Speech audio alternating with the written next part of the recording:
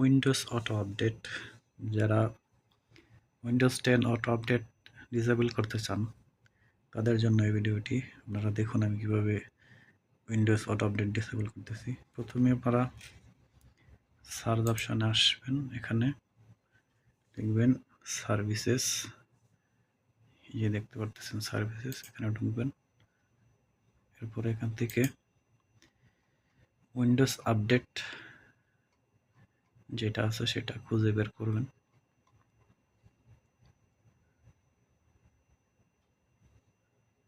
এই যে দেখতে পাচ্ছেন উইন্ডোজ আপডেট, এরপরে এটা ডাবল ক্লিক করবেন। এটা ওপেন করার পর জেনারেলে আসবেন। এরপরে আমার এটা দেখতে পাচ্ছেন আমি এটা ডিসেবল করে রাখছি অলরেডি।